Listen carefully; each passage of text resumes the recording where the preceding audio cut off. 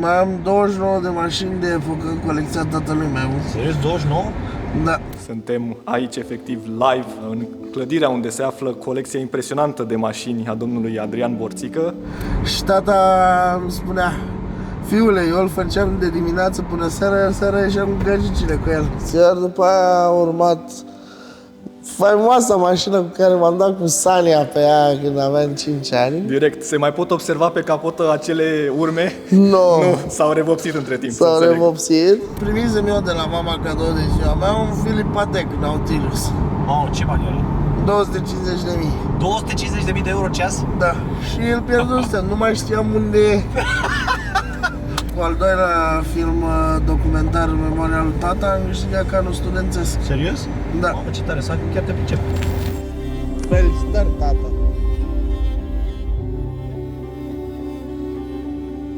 Iar a doua probă am aflat că a murit tata și m-am blocat total. Și am pierdut examenul. Cred că a fost un șoc, da? Nu știu. A fost așa bruscă treaba? Și mai ales că eu n-am aflat de la părinți că mama m-a ascuns-o ca să nu mă panicheze și să nu pierd examenul și eram pe știri și am aflat de la știri.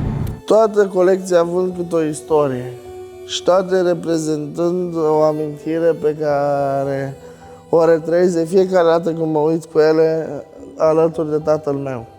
Și după aia te gândești în fiecare zi, nu? Da. Știu, așa Și e. vreau să-l fac mândru cu tot ce fac. Pentru că al meu Corvette C7 zace în service de un an de zile și mi-am pierdut orice speranță că îl voi recupera vreodată, mă bate gândul să fac și eu un upgrade la un Corvette C8, precum al lui Andrei.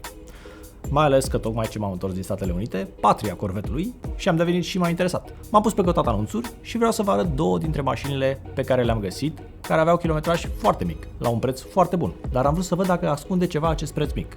Vă spun mereu, nu mergeți să vedeți mașina, să bateți drumul degeaba până când nu o verificați întâi pe Car Vertical, ca să vedeți din start dacă merită să te dai jos de pe canapea. Am găsit un Corvette negru din 2021, am dat click pe linkul din descriere pentru 20% reducere, am băgat seria pe Car Vertical și am așteptat raportul. Totul ok, mai puțin la capitolul daune. Ia să vedem istoricul. 2021 fabricație și tot atunci a avut loc prima daună. În 2022 s-a vândut în Statele Unite și apoi a ajuns înmatriculat în Polonia.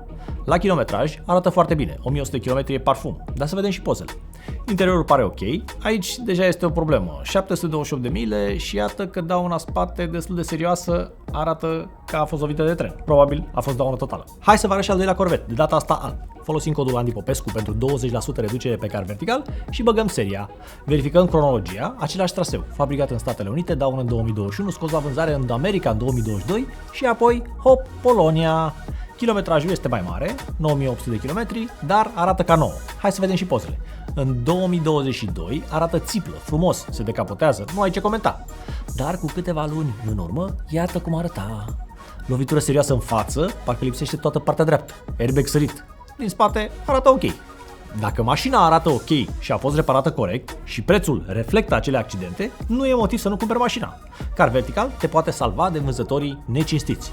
De samsar, practic. Intră și tu pe linkul din descriere de aici sau folosește codul Andy Popescu pe Car Vertical pentru a beneficia de 20% reducere la orice verificare.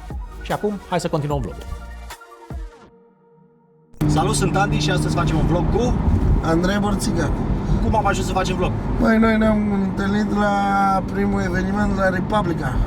Da. Și acolo tu m-ai abordat vrând să faci vlog cu acest avion. Mi se pare o mașină super tare și am zis că e o ocazie unică să facem un vlog cu o mașină foarte rar. Este al doilea Corvette din România, C8. Din ce an este Corvette-ul? 2020. 2020. L-ai cumpărat nou? Nou second hand. Cu câți kilometri? 23.000. 23.000 de kilometri. Cât ai dat pe ea? Am dat 129.000. 129.000 de euro. E ceva. Mai am 29 de mașini de epocă în colecția tatălui meu. Serios? 29? Da. Suntem aici efectiv live în clădirea unde se află colecția impresionantă de mașini a domnului Adrian Borțică și bineînțeles alături de fiul lui, care este invitat în acest vlog, Andrei Borțică. Bine ați venit! Putem vedea aici colecția absolut fabuloasă de mașini a tatălui său, pe care Andrei a moștenit-o, și îl invităm pe acesta să ne povestească pe scurt sau cum dorește dânsul despre fiecare model pe care îl avem expus. Prima mașină din colecție a fost Jaguar S-Type. Această mașină a luat-o în 2010, începând colecția. Această mașină a aparținut unui mafiot dealer din Germania care a fost și omorât în ea de poliție. Are și urme de gloanță undeva? Nu, deoarece a fost reconservată. Păcat, păcat. Ce mai să țină mașina cu sânge pe aici, cu gloanțe prin ea? Începând de la un Ferrari din 70 205 GTS, am un Maserati al trupei ABBA. Da? Mamă, ce mașini de colecție. Deci tatăl tău era pasionat, hă? Da, iar un Mustang care a fost din Fast and Furious 2. Serios? Da, Și ăsta cine? Tot tatăl tău l-a cumpărat? da, care a fost condus chiar de Paul Walker. Băi, ești nebun, deci chiar că mașini de colecție, frate. Tatăl tău a fost pilot? Da, a fost pilot în coastă și campion. Nenumărate cupe a luat. Ce tare. Și de la el am moștenit acest hobby cu mașini. Iar după aia au urmat simultan Ferrariul roșu, Maseratiul care a aparținut trupei ABBA, cum vedeți și poza acolo. Foarte tare. Și ți-a fost frică să-ți iei carnetul? De ce? Nu, adică nu mi-a fost frică. Eu mai ales am o problemă cu trafic. Nu am răbdare. Da? Vreau să mă bag, am simțul ăla să mă bagă. Să-i dai. Da, Incredibil, frate, 29 de mașini, deci nu vine să cred. Deci zici că e Țiria Collection. Lotusul Elan, care a aparținut unui pilot de curse care a câștigat numeroase cupe cu ea. După aceea, mașina clasică din filmele Sergiu Nicolaescu, dar ajungem și la o serie de desene animate. Eu fiind foarte disperat după seria Cars, am luat-o pe Bucșe. Direct. Mașină remarcăr. Cum a putut să își cumpere atâtea mașini tatăl tău? Dacă îmi permiți întrebarea, dacă e prea indiscretă, nu trebuie să răspunzi. Totul a început de la mașina de familie pe care o avea la 18 ani. Un Trabant pe care l-a primit la 18 ani și avea foarte multe probleme cu el. Și tata îmi spunea: fiule, eu îl făceam de dimineață până seara ieșeam cu gagicile cu el. După aia a urmat și Citroenul Desel din seria Fantomas, care la semafor și ridica aripile și zbura. Asta este genul de Citroen care are suspensii din aceea pe apă, nu? Foarte, foarte confortabil. Da, și care se poate transforma și în motocicletă. Iar aceasta este mașina copilăriei lui tata, Warburg, cu care împreună cu Trabantul nemai putând să fie conservat, dar Warburg putând, acesta la 18 ani îl putea face dimineața până seara, iar seara să iasă cu fetele în oraș. Cu gagicile, cum ai spus și pe vlog. Da, cu gagicile. Și? Da, după aia tatălui bunicul meu l-a vândut, neștiind că o să crească atât de mult valoarea. Trabantului? Da, hobby-ul de mașini a revenit la vârsta de 40 de ani, prima mașină fiind un Jaguar Type. Iar aici avem o peripeție cu acest Jaguar Type. Eu având 5 ani, fiind foarte mic, iar mașina fiind albă, am crezut că este zăpadă. Și era vară. M-am suit cu Sania pe ea și m-am dat. Serios? Da. Ce tare. Iar după aia a urmat faimoasa mașină cu care m-am dat cu Sania pe ea când aveam 5 ani. Direct, se mai pot observa pe capotă acele urme? Nu. Nu, s-au revopsit între timp. S-au revopsit. Tata a venit acasă, mașina era prăfuită un pic, iar a văzut un pic cu niște urme. A crezut prima dată că erau pisicile vecinilor. Dar după aia, ducând-o la spălat, urmele se adânceau. Și a sunat-o pe bunica și a întrebat-o: știți cumva dacă a scăpat câinele vecinilor? Nu, Adriane, întreabă fiul tău ce a făcut. Tati, m-am dat cu Sania pe mașină. Ce ceartă mi-am luat atunci. Iar după aia au urmat celelalte: Mustang-ul, Maserati-ul, Ferrari-ul, Rolls-ul. Aceasta era mașina lui tata de curse, Să o filmăm în toată frumusețea. cu care a câștigat numeroase cupe, cum puteți să vedeți. Da, o să le filmăm și pe acelea. Și ce ne poți spune despre acest 308 GTS? Parcă ai spus că este un faimos toboșar din America. Da, Miles Davis. Iar acest Ferrari este din filmul Polițist din Beverly Hills. Foarte tare. Deci mașini pline de istorie aici, Da. în colecția tatălui tău. Adică, de unde avea atâția bani să-și permită atâția mașini? Tot businessul lui a început de la mașinile de spălat auto, car wash, Aha. dezvoltându-se chiar până în Germania. Deci avea un business ăsta, de asta. Da. Și că de obicei când auzim de mașini clasice ne gândim la faptul că au fost numai de colecție. Dar, într-adevăr, în această colecție este foarte multă istorie de-a lungul Da. anilor. Cu această mașină am trăit aventura copilăriei mele. Aveam cam 10 ani, eram prin Germania, era foarte cald, iar pe lângă noi era un râu. Și ce am zis eu ca copil? Hai să-i spun lui tata să ne oprim să mă mai în râu. Tata a spus, bagă-ți doar picioarele, nu te arunca în râu, deoarece o să strici pielea. Eu fiind copil m-am aruncat cu tot.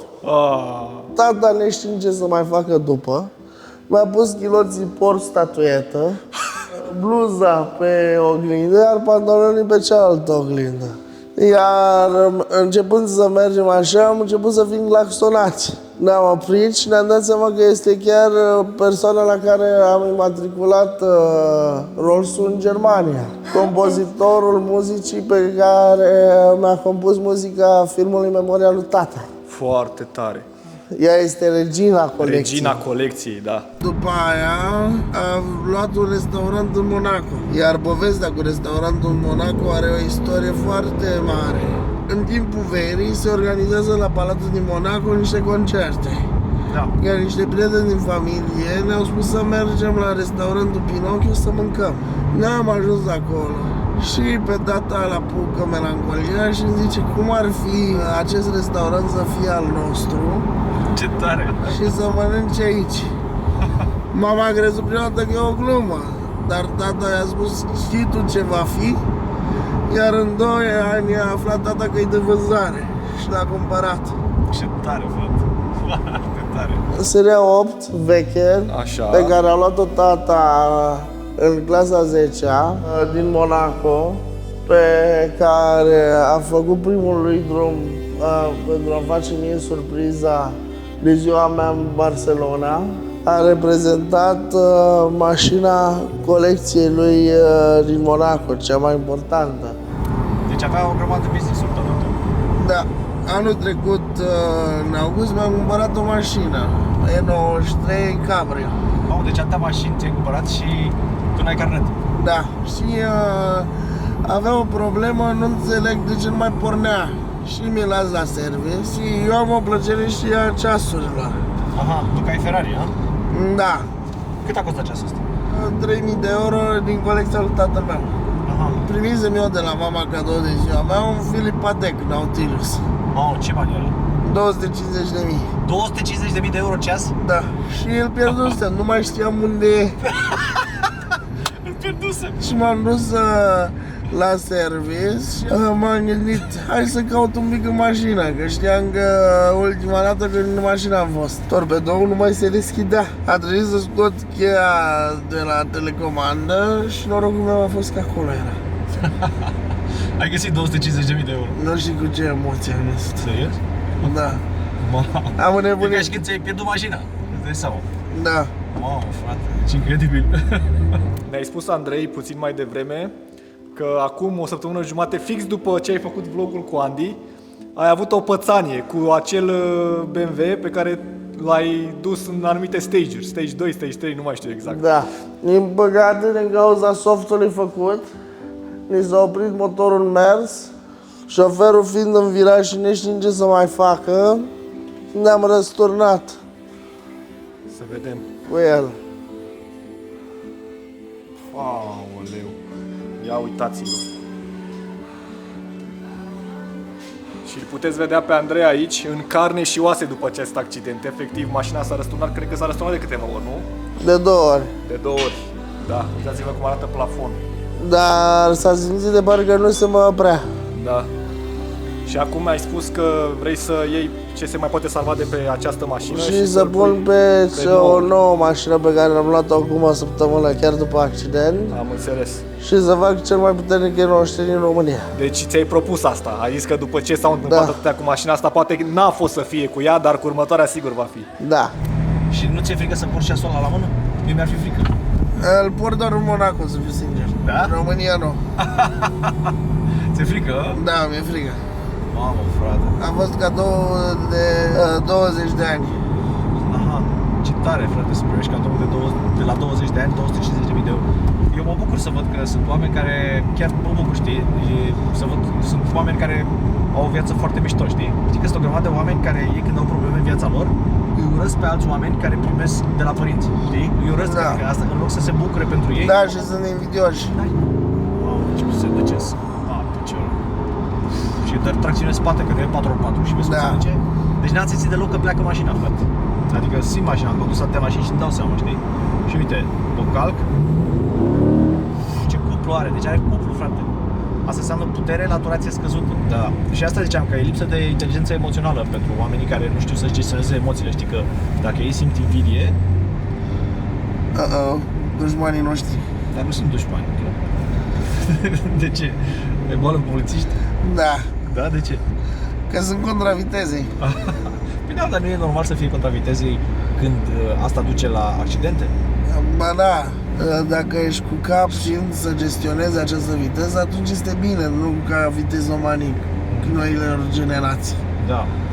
Adică mai bine du-te pe un circuit unde poți să-ți testezi mașina. Păi da, cum te-ai dus tu? Da, și am avut accident. Da. Eram pe circuit, la Dâncata, nu l-am ascultat pe Dani, pilotul meu, care mi-a zis să încetinesc în viraje, i-am spus, dar nu știi tu. Și în momentul ăla mi-a derapat mașina și am intrat în gard. Vezi, poți să faci accident și pe circuit. Da, având o Ce viteză aveai? 120. Având și o daună de 12.000 de euro. Mama mea a fost foarte supărată. Și cu ce te ocupi tu? Eu sunt un regizor de filme și am făcut 2 filme. Da? Ce filme? Unul, o ficțiune, o scurtă poveste despre comunism. Și scenariul cine l-a scris? Eu. Mama spunea că dacă trăia și acum ar fi nebunit dacă știa ce fac. Zici de tipografie? Eu nu sunt ca el. El era curajos, hotărât. Eu lucrez într-o tipografie și citesc zilnic aceleași minciuni de căcat. Vorbește și tu mai încet. Nu spune să vorbesc mai încet. Cu al doilea film documentar în memoria lui tata am câștigat canul studențesc. Serios? Da. Mamă, ce tare, să chiar te pricep. Felicitări, tata.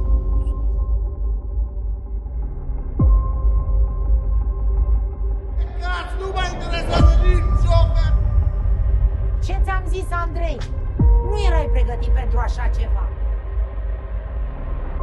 200.000. Cum a ajuns pasiunea asta? Cum ai ajuns la ea? Aici este o întâmplare foarte ciudată. Eu am început cu actoria. Eu am vrut de mic să fiu actor. După ce am dat bacul, un prieten mi-a zis, care era regizor: băi, tu știi că ca fiind regizor, tu poți să-ți dai orice rol vrei? Exact. Și de aici a început tot. Te-ai gândit, bă, eu pot să fiu și actor, dacă sunt regizor. Da. Tare, da, e mai bine să fii regizor decât actor, vezi? Da. Și legat de acest fapt, după ce a murit tatăl tău, legat la filmul comemorativ pe care l-ai făcut, au fost persoane care au dorit să-ți cumpere mașinile? Da. Efectiv? Am înțeles. Deci chiar este bazat pe fapte reale. Tot. Da. Foarte tare. Și am oprit din primul moment licitația. Am înțeles. Da, păi e păcat. E păcat pentru că au o valoare mai mult Și sentimentală. mai tot ales ce e să aici. distrugi și un imperiu. Da, așa este. Așa am început să studiez pentru un ADC. Cu o lună înainte de examen.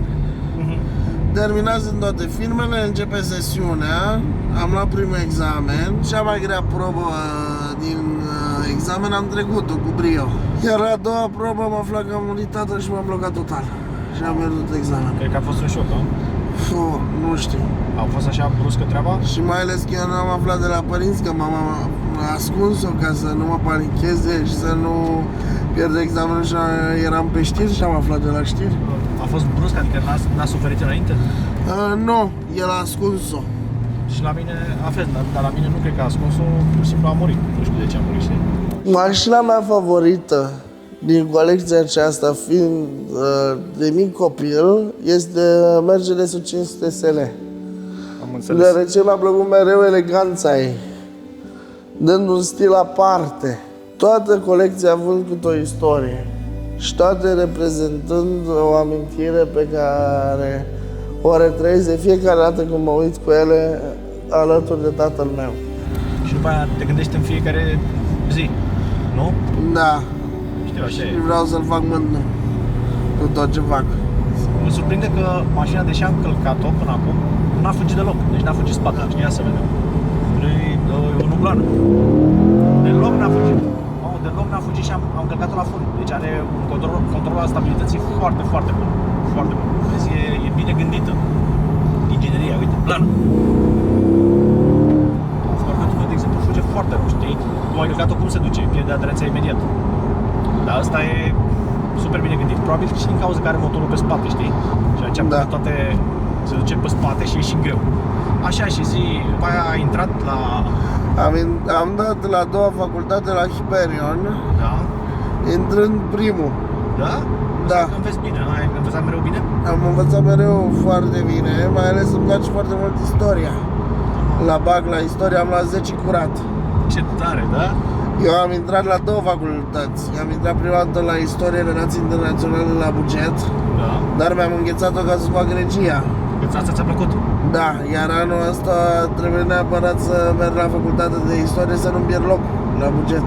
Dar e tare, chiar faci ce-ți place în viață. Da. Deci ce alte mașini puternice mai ai? Mai am un M8 Competition care a aparținut lui tata, pe care l-a primit cadou de ziua lui de la mătușa mea. Da. Am văzut în pozele de pe Instagram că tu ai și un BMW Serie A pe care l-ai menționat în vlog cu numere de Monaco. Da. Este foarte interesant pentru că n-am văzut niciodată în viață până acum numere de Monaco, cât de mici sunt și cât de... O să vi-l arăt. Da? Deci îl ai și pe acesta Da, aici. este în garajele de exterior. Foarte tare, foarte tare. Aceasta este mașina cu care Andrei a doborât recordul mondial București-Ploiești. Nu vorbim despre asta. Această mașină a fost cadou mătușii mele pentru tatăl meu. În acel moment costa 250.000 de euro. Deci este un M8 Competition. Da, și această mașină fiind un pic modificată la soft, fiind de la 625 la 650. Am înțeles, deci un Stage 1 cum ar veni. Da. E93-ul meu de 500 de cai modificat de la 320. Vreau acum să-mi fac turbinele hibrid. Da? Da. Restul cele de epocă. Hai să-i dăm un 0-100. Hai să-i dăm. 3, 2, 1... Plec!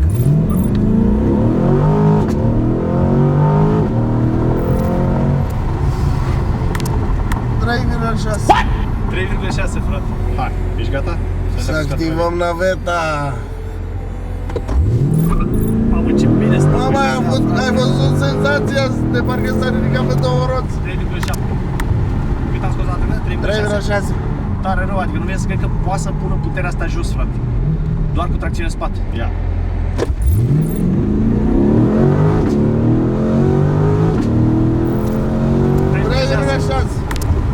Se simte viteza mașina asta, adică la 130 la oră simți emoția, știi? Simți un gol în stomac și de parcă nu mai ai nimic sub picioare. Băi, ce mașină ai? Deci eu nu înțeleg cum reziști tu să nu ții carnetul, frate. Pe cum atât, Eu m-am să dat treci seama. peste chestia asta. Eu dacă mi-aș lua carnetul aș conduce numai noapte, deoarece cum te zis trafic nu pot. Păi așa fac și eu așa fac, să știi. Uite, am carnet și conduc noaptea sau unde nu e trafic. Uite, aici nu e trafic. Uite, știi cum e și sau asta. Eu ies cu lampă. O dată pe săptămână, de 2 ori pe săptămână, când am chef. Și mă simt efectiv fericit. Simt că n-am trăit degeaba. Dacă ai putea să zici cât e în acel moment. 280 în Germania, ușor. Te-am luat cu M8, am dat 312. Unde? O să râzi. Pe autostrada București-Ploiești.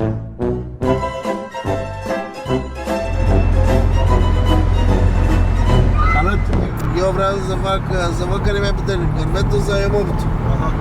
Corvetul se cam ține după M8, să știi? Păi îți dai seama. E diferență mică între ele. Bă, deci nu vine să cred că ăsta, că știi că M8 e 4x4, nu? Da, Și ăsta e doar spate. da. Eu nu înțeleg, n-am văzut așa mașină termică cu un control la tracțiune atât de puternic, frate. N-am văzut, adică, fără mișto. Băi, ce tare e, frate. Nu trebuie să cred. Deci e tare rău mașina. Deci trebuie, asta chiar trebuie să mă iau. Fără doar și poate. Și aici avem mașina cea de Furia! toate zilele. Periculoasa! Da. Naveta spațială! Naveta spațială! Direct, corvetul. Dar în acest garaj mai este o mașină cu o istorie importantă. În acest garaj se mai află ceva. Este un Audi Quattroforte. Mamă, bă, ești nebun. Bă, ești nebun.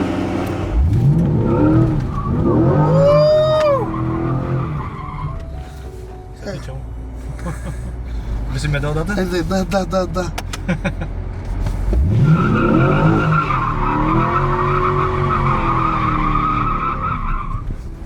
Deci ai văzut ce ușor e? Da. Ții volanul așa și fii atent, doar accelerați. Ia.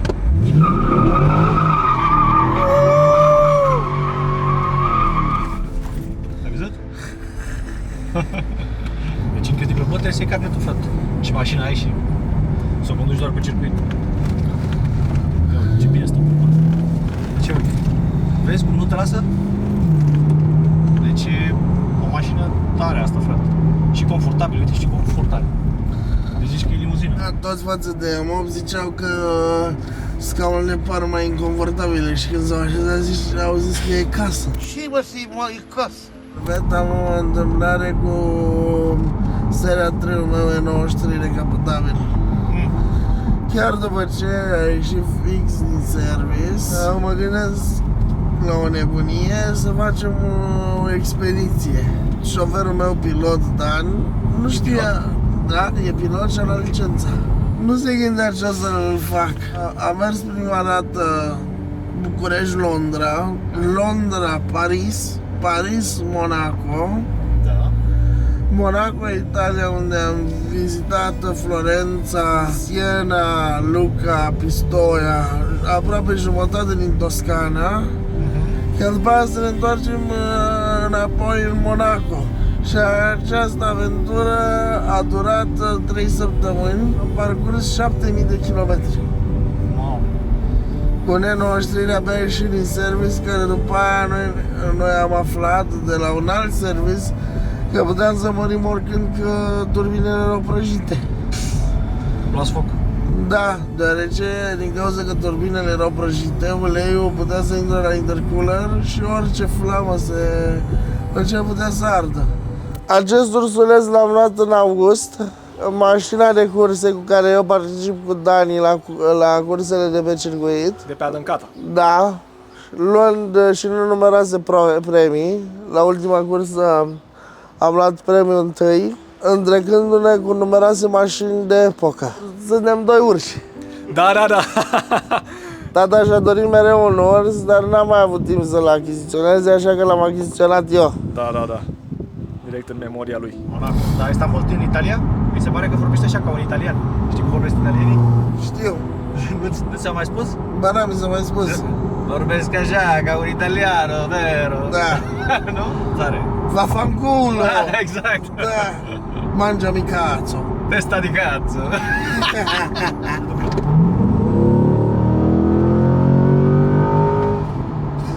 Ce chestie, frate, că nu ți-ai luat carnetul. Incredibil. Dar noroc că l-am pe Dănuț, 80 la oră. Clar. care mă îndeplinește orice dorință. Ești prieten de mult cu el? Să zic povestea noastră. Te rog. Noi ne-am întâlnit anul trecut pe Bolt. El era șoferul meu de Bolt. Ia auzi. Și începem să vorbim și începem să-i povestesc de mașinile mele. El părea cam așa, sta mă minte nene, dar nu e adevărat. Și l-am simțit în tonalitate și am zis, da, hai că ți-o fac eu. Și am zis, mai ai 5 minute de timp și l-am poftit înăuntru. Să-ți faci de colecție de Să mașini. vadă colecție de mașini. Mama, a înnebunit. A rămas cu gura căscată. Azi, bă, ăsta nu mă minte. Poți să intri și tu în cadru. Că am auzit că a vorbit despre tine în vlog. Direct. Da. Deci el este Dani, Faimosul pilot de pilot curse. de curse și mai ales fratele meu, Direct. Aici pe care l-am descoperit în cursa mea de pe Bolt, el necrezând Pilot eram și acolo. Da. Da, necrezând de această colecție. N-ai avut încredere. Dar te-a surprins de-a dreptul. La prea dimineață ca să... Direct. Cred că îl iau la mișto. Foarte tare. Ce rapid a fost răspunsul? Ce lag? Asta e mașina aspirată. Suspensii. Ce mai vrei de la o mașină? Și cabrio, și hardtop. Deci n-ai, asta e... Ce vreau în Asta poate să fie- suspensia nu-i dură. Suspensia mișto, este decapotabilă, poate să fie daily car. Deci Da. n-ai ce să... Daily driver, frate. E motorul mare, are și putere la turație mică. Uite, avem 2500 de ture. La 2500 de ture îți garantez, Lamborghini e leșinat. Asta? Ai văzut? Da, când mergi cabrio și cu viteză, parcă ți zbor. Deci că e avion. Nu! Navetă spațială. E o navetă spațială.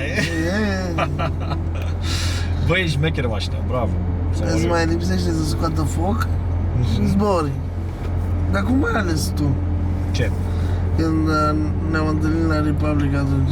Mie îmi place foarte mult Corvette C8 și am văzut mașina și am întrebat, domnule, cu e mașina asta? Că vreau să-i pun o întrebare dacă vrea să facem vlog. Eu când fac vlog am nevoie de oameni care sunt așa deschiși ca tine, vezi? Adică nu ai nicio reținere în a vorbi. Că dacă vorbesc, fac un vlog cu un om care îl întreb ce faci și ăla, abia tragi cuvintele cu cleștele, nu iese bine, știi? Trebuie să fii așa degajat, relaxat, cum ești tu. Deci tu ești foarte marfă, că nu trag cuvintele din gura ta, știi? Da. Adică, așa cum vorbesc cu tine în afara camerei, vorbești și pe cameră, știi? Da. Îți mulțumim din suflet pentru că ne-ai primit cu foarte multă căldură în acest documentar, mini-documentar să zicem așa, pe care o să-l integrăm în vlog. Iar noi acum ne întoarcem elegant la vlogul cu Andy Popescu. Încerc să găsesc părți negative la mașina asta și nu găsesc. Pentru că îmi place suspensia, îmi place cum arată, îmi place interiorul. îmi place Eu am și o parte negativă. Te rog. N-are soft close. Da, asta așa e. Știi ce mișto trece peste liniile astea, vezi? Sunt așa, suspensia e foarte, foarte mișto. Da. N-ajunge. N-ajung, da.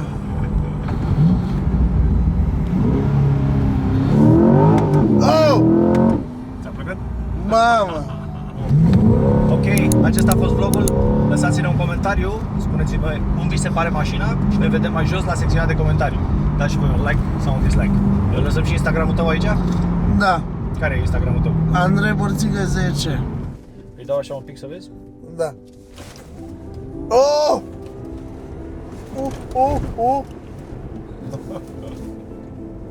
Mamă! Vezi? Râșnița. Mamă, dar te lipește cu totul. Vezi, e altă senzație, chiar dacă n-are sunet. Ah! Până și la deal. Ah!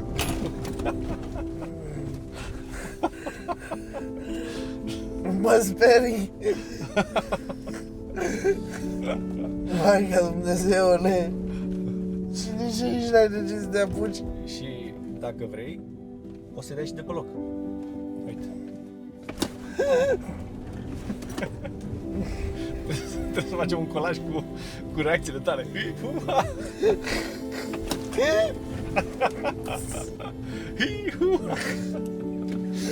Marfă. Vezi ce diferență între M8 și asta? Că M8-ul Da. are turbină, știi? Și Da. chiar dacă are lagul mic, totuși are ceva lag. Da.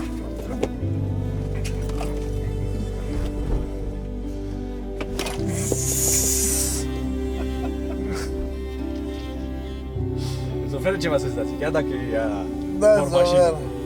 Chiar dacă e bormașină, știi? Aș putea să beau un pic din apa asta. Te rog, e sigilat. Nu te așteptai, a? Nu! Nu!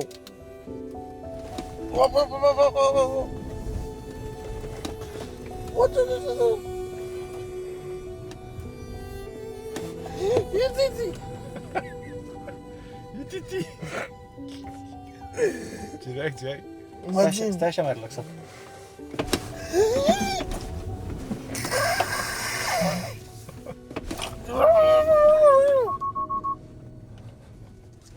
făcut așa? Sistemul de anticoliziune. Ok, lăsați-ne un comentariu și spuneți-ne dacă vreți să facem vlogul ăla la Andrei. Intră și tu pe linkul din descriere de aici sau folosește codul Andy Popescu pe Car Vertical pentru a beneficia de 20% reducere la orice verificare.